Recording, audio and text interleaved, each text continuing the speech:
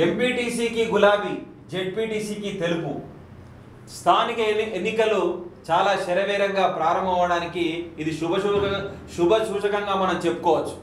ఇక్కడ బ్యాలెట్ పేపర్లో colour final అయిపోయింది. జిల్లా ఆఫీసర్లకు ఆదేశాలు అందాయి. ఈసారి బ్యాలెట్ పేపర్ ద్వారానే ఎలక్షన్లు. 21 ఏళ్ళు నిండిన వారు మాత్రమే అర్హులు.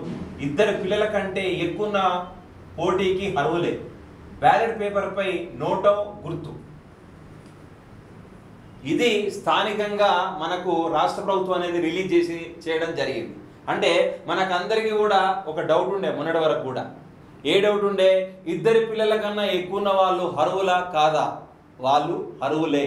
వాళ్ళు కూడా ఈ పోటీలో, ఈ ఎలక్షన్లలో వాళ్ళు చాలా హ్యాపీగా, సంతోషంగా, ఎలాంటి సందేహం లేకుండా వాళ్ళు విజయవంతంగా, ఆసక్తి ఉన్న వాళ్ళు తప్పకుండా ఈ పోటీలో పోటీ చేయొచ్చు.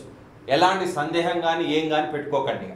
ఒకసారి మనం చూసినట్టయితే రాష్ట్రంలో త్వరలో ఎంపీటీసీ, జెడ్పీటీసీ ఎన్నికలు జరుగుతున్నాయి. ఎలక్షన్లకు సంబంధించిన ఏర్పాట్లు అధికారులు స్పీడ్గా పెంచారు.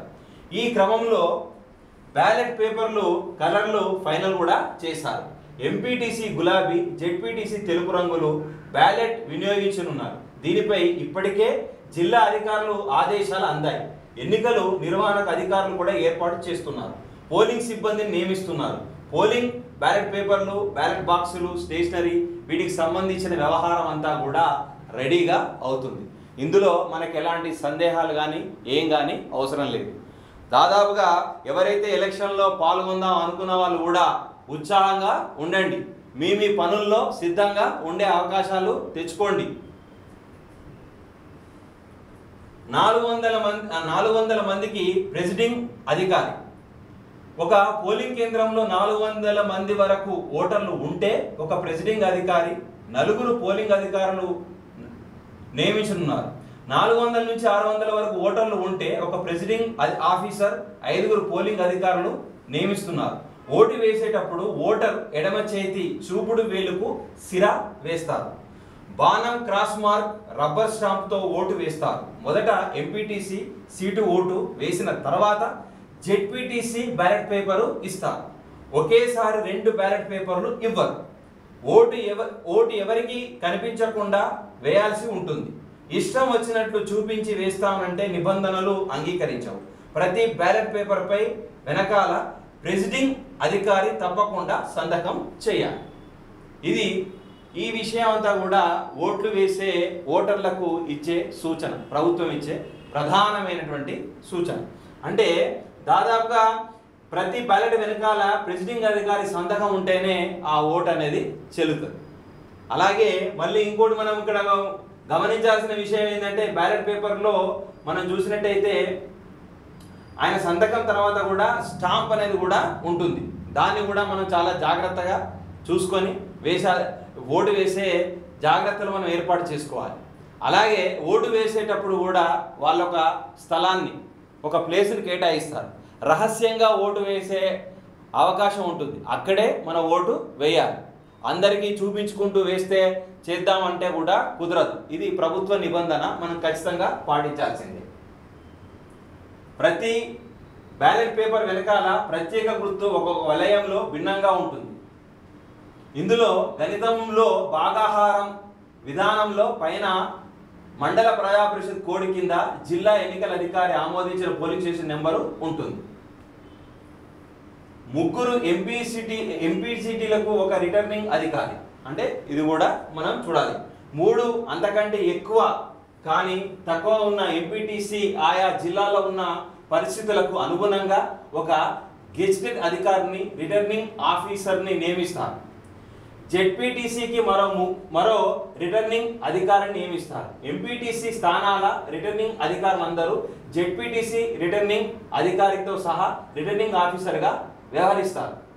2018 తెలంగాణ పంచాయతీరాజ్ చట్టం 243 ప్రకారం ఏ అభ్యర్థి కూడా ఒక మండల ప్రజా పరిషత్ లేదా జిల్లా ప్రజా పరిషత్ 1 కంటే ఎక్కువ ప్రాదేశిక నియోజకవర్గాలను పోటీ చేయొద్దని స్పష్టం చేస్తుంది. ప్రతి ఎంపీటీసీ, జెడ్పీటీసీ అభ్యర్థి నామినేషన్ వేసే ముందు కనీసం 1 రోజు ముందుగా ఎన్నికల వ్యయం కోసం ఒక ప్రత్యేకంగా బ్యాంక్ ఖాతా తెరిచి ఆ ఖాతా నెంబరు నామినేషన్ వేసి ఆ సమయంలో ఆర్ఓకు రాతపూర్వకంగా ఇవ్వాలి. ఎన్నికల వ్యయం మొత్తం ఈ ఖాతా ద్వారా మాత్రమే చేయాలి. అభ్యర్థి సొంత నిధులతో సహా ఇతర మార్గాల ద్వారా వచ్చిన డబ్బును సైతం ఈ ఖాతాలో జమ చేసి ఖర్చు పెట్టాల్సి ఉంటుంది.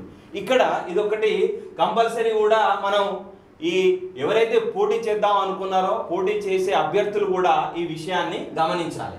మీరైతే ఈ ఎలక్షన్కు ఎంతో కొంత నగదు ఖర్చు పెడతాం మనం.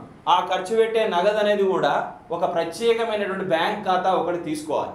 దానికి సంబంధించిన అకౌంట్ నెంబరు లిఖిత పూర్వకంగా మనము ఆర్ఓకు రాతపూర్వకంగా ఇవ్వాలి.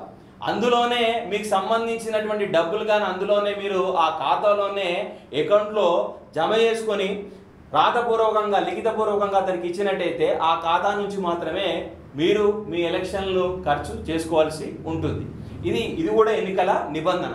ఖచ్చితంగా ఇది పోటీ చేసే ప్రతి అభ్యర్థి కూడా ఖచ్చితంగా పాటించాల్సిందే. తర్వాత పోటీ చేయాలంటే 21 ఏళ్ళు నిండి ఉండాలి. ఇది చాలా ముఖ్యమైన విషయం. కంపల్సరీ అభ్యర్థికి వయోపరిమిత వయసు ఇచ్చింది ప్రభుత్వం. 21 ఏళ్ళు ఖచ్చితంగా అతడు నిండిన వ్యక్తి మాత్రమే పోటీ చేసేందుకు అర్హత ఉంటుంది. తర్వాత ఏమన్నాడు, జెడ్పీటీసీ, ఎంపీటీసీ, సర్పంచ్, వార్డ్ మెంబర్లు పోటీ చేసేవారు ఖచ్చితంగా 21 ఏళ్ళు నిండి ఉండాలి.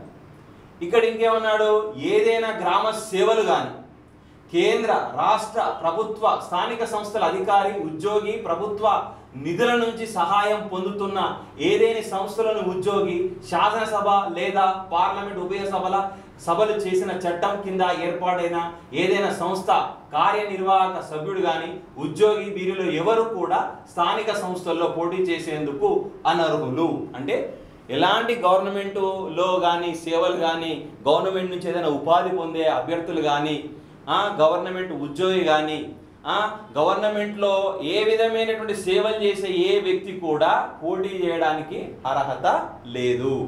ఎవరు అర్హులు అంటే స్థానికంగా ప్రభుత్వం నుంచి ఎలాంటి ఆదాయం కానీ ఎలాంటి ఉద్యోగం కానీ ఎలాంటి అర్హత లేని వాళ్ళు మాత్రమే, విద్యావంతులు మాత్రమే ఈ స్థానిక ఎన్నికల్లో పోటీ చేయడానికి ఖచ్చితమైనటువంటి అర్హులు. వాళ్ళు మాత్రమే అర్హులు.